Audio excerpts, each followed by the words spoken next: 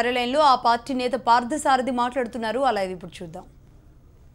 ఈ ప్రభుత్వం యొక్క ఎటువంటి దౌర్భాగ్య పరిస్థితులు ఈ ప్రభుత్వం పనిచేస్తుందో అర్థమవుతుందని చెప్పేసి మనం చేస్తాను. నేను నిజంగా వ్యవసాయం మీద ఈ ప్రభుత్వానికి చిత్తశుద్ధే ఉంటే పోలవరం ప్రాజెక్టు గురించి ఒక పక్కా ప్రణాళిక రైతులకు చెప్పేవాళ్ళు. ప్రతిరోజు వింటున్నాం చంద్రబాబు నాయుడు గారి నోట్లో నుంచి, ఇరిగేషన్ మంత్రి నోట్లో నుంచి, అదేవిధంగా ప్రభుత్వం నోట్లో నుంచి కేంద్ర ప్రభుత్వం పోలవరం ప్రాజెక్టుకి అన్యాయం చేస్తుందని చెప్పేసి 2016-17 బడ్జెట్లో కేవలం 100 కోట్ల రూపాయలు కేటాయించినాక 3 నెలలు జరిగిపోయినాయి. ఇప్పటికే కనీసం కేంద్ర ప్రభుత్వం మీద ఒత్తిడి తీసుకొచ్చి మేము 100 కోట్లతో ఏ విధంగా పూర్తి చేస్తామో 2018కి అని వాళ్ళని ప్రశ్నించి నిలదీసి కనీసం బడ్జెట్ని కూడా పెంచుకోలేని దౌర్భాగ్య పరిస్థితిలో ఉండి వీళ్ళు రైతాంగానికి ఏదో చేస్తామంటే ఏ విధంగా నమ్మాలని చెప్పేసి అడుగుతా ఉన్నాం. ప్రతి దాంట్లో కూడా మోసమే, ప్రతి దాంట్లో కూడా స్వార్థమే. ఈరోజు మాకు అర్థమవుతుంది ఏంటంటే పోలవరం ప్రాజెక్టు ఎందుకు నిధులు కేటాయిస్తలేదంటే కేంద్ర ప్రభుత్వం ఏమో పోలవరం అథారిటీకి ప్రాజెక్టు మొత్తం అప్పచెప్పండి అని చెప్పేసి కేంద్ర ప్రభుత్వం చెప్తే మేము అప్పచెప్పమని చెప్తారు.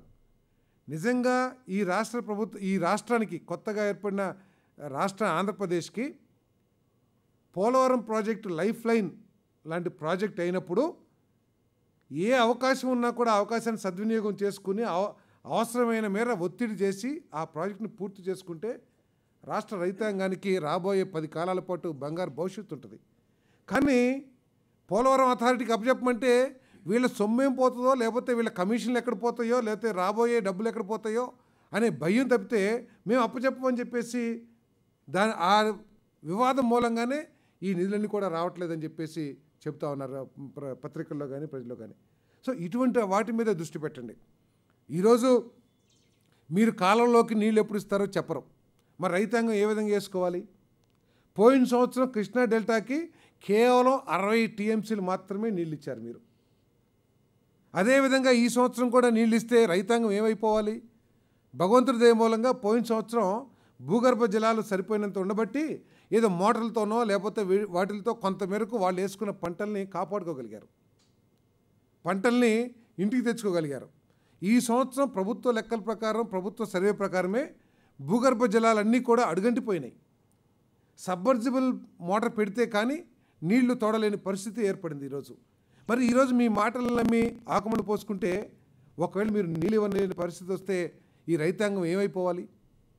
పోయిన సంవత్సరం కేవలం ప్రభుత్వం వైఫల్యం మూలంగా, ప్రభుత్వాలు చెప్పిన అబద్ధాల మూలంగా, మీరు కావాలంటే రికార్డ్స్ కూడా చూసుకోవచ్చు, మేము జూన్ 25 కల్లా నీళ్ళు ఇస్తాము, తర్వాత జూలై 15కి నీళ్ళు ఇస్తాము, పట్టుసీమ నీళ్ళు ఇచ్చేస్తాము, తర్వాత ఆగస్టు 15 కల్లా నీళ్ళు ఇచ్చిస్తామని చెప్పేసి సాక్షాత్తు ఇరిగేషన్ మంత్రి గారు అనేక దఫాలు స్టేట్మెంట్స్ ఇచ్చారు. ఆ స్టేట్మెంట్స్ ఆధారంగా కృష్ణా డెల్టాలో ఆకుమళ్ళు పోసుకుంటే ఆఖరికి ఏం పరిస్థితి ఎందుకు తెలుసా అండి? ఆ ఆకుమళ్ళలోకి గొర్రెల్ని పశువుల్ని మేపుకోవాల్సిన పరిస్థితి వచ్చింది. ఆ నష్టాన్ని ఎవరు పూడుస్తారు? కాబట్టి దయచేసి ఏరువాకతో మాకేదో రైతుల మీద ప్రేమ ఉంది అని చూపించుకుంటే రైతులకు ఎప్పుడూ అర్థమైపోయింది నేతి బీరకాయలు నెయ్యి ఎంత ఉంటుందో తెలుగుదేశం ప్రభుత్వంలో రైతుల పట్ల ప్రేమ అంత ఉంటుందని చెప్పేసి రైతాంగానికి అర్థమైపోయింది. ఇప్పటికైనా సరే నిర్దిష్టమైన ప్రణాళిక చెప్పండి.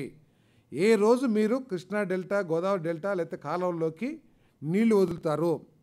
ఏ రోజు మీరు రైతాంగానికి సరిపోయిన వారికి కావలసిన పరిస్థితులకు అనుకూలించే విత్తనాల్ని మీరు రెడీ చేస్తారో రైతాంగానికి అప్పచెప్పడానికి?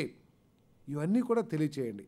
అంతేకాకుండా ఇంకా ఎంత దౌర్భాగ్య పరిస్థితి అంటే పారిశ్రామికవేత్తలకి, కాంట్రాక్టర్లకి వాళ్ళకి రావాల్సిన బకాయిల్ని, సబ్సిడీల్ని అన్నిటినీ విడుదల చేస్తల్లో చూపించిన ఉత్సాహాన్ని రైతాంగానికి 2-3 సంవత్సరాల నుంచి ఇవ్వాల్సిన బకాయిలు ఎందుకు ఇస్తలేదని చెప్పేసి ప్రశ్నిస్తా ఉన్నాం. ఏరువాకలో పాల్గొన్న చంద్రబాబు రైతులకు జరుగుతున్న అన్యాయం